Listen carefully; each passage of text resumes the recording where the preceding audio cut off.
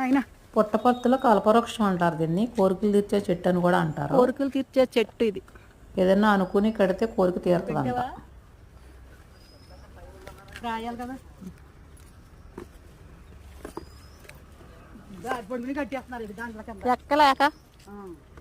కానీ మీ అలా ఏంది ఎందుకు కట్టుకుంటున్నారు అలాగా? అంతే నిదర్శనం ఉంటది అక్క.